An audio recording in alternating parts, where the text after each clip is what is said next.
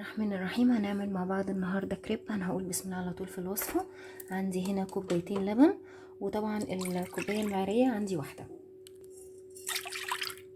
عليهم 3 معالق سكر ورشه ملح، بيضتين لو كبار و3 لو صغيرين، 3 معالق اكل زيت نباتي، ومعلقه كمان خل، ومعلقه صغيره فانيليا، وكوبايتين دقيق الا ربع ميه سخنه.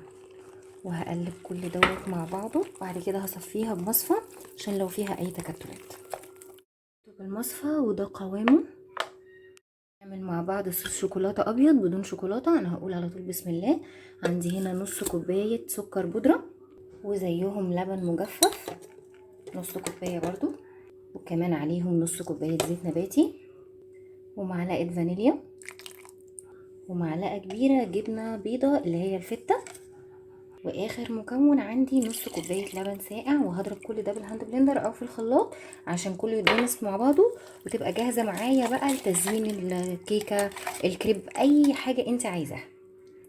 ده قوامها. انا هشيله بقى معايا في التلاجة لحد ما اخلص الكريب ونكمل بقيه الوصفه. دي بقى في طاسه سخنه على النار او صينيه كريب، اي حاجه عندك. حط نقطه زيت وهمسحها كده بالمنديل، ومش هرمي المنديل، انا هستخدمه في كل مره. النار تبقى متوسطه. بسم الله. اصب كده حبة صغيرين واوزعهم بقى بالطريقة دي لحد ما تملى عندي كل الصينية. انا سبتها لمدة دقيقتين. اول ما الحروف عندي تبتدي كده تنشف، اديني بعملها قدامكم اهو. بسم الله. بصوا تتشال معايا بكل سهولة. هقلبها على الوش التاني تاخد نفس اللون ده عندي، وبعد كده اطلعها واكمل كل الكمية وارجع لكم كده. ومجهزه كمان موز ومقطعه عليها فراوله. كمان مجهزه صوص شوكولاته فككته عندي بشويه لبن في الميكرويف او على حمام بخار او نوتيلا، يعني اللي متاح عندك. وطبعا ده شكل الصوص الكريمه اللي احنا عملناه في الاول. هبتدي كده اقول بسم الله. دي كده اتني نص تانية. احط عندي حبه شوكولاته كده من الصوص. شوكولاته بقى غامقه او بيضه، يعني اللي يريحك. انا عندي ده وعندي ده. احط بقى كمان شوية موز وفراولة. ابتدي بقى اتنيها كده بالشكل ده، وكمان عندي بالطريقة دي كده. اول كريباية جهزت. عملت واحدة شكلها اصغر شوية، هحط برضو كده صوص شوكولاتة في القاع.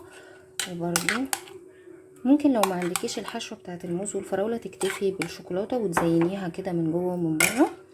بس انا عايزة اوريكم الطريقة دي حلوة قوي.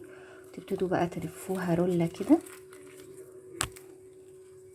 هتبقى بالشكل ده. هزينها بس في الاخر كده بشويه شوكولاته غامقه وبيضه. انا كده خلصت الكميه ولسه في تاني بس ما عنديش مكان في السيرفيس ده. حطيت بقى شويه شوكولاته بيضه وشويه شوكولاته كده غامقه بطريقه عشوائيه يعني، عشان بس تبقى البرزنتيشن شكلها كويس كده. تبقى جهزت معايا بجد تحفه. اتمنى ان انتوا تجربوها، ويا ريت تسيبوا لي كومنت رايكم فيها ايه. وما تنسوش تفعلوا الجرس عشان يوصلكم كل جديد. ولو عجبك الفيديو لايك وسبسكرايب وشير، وان شاء الله هنزلكم وصفات تانية جديده.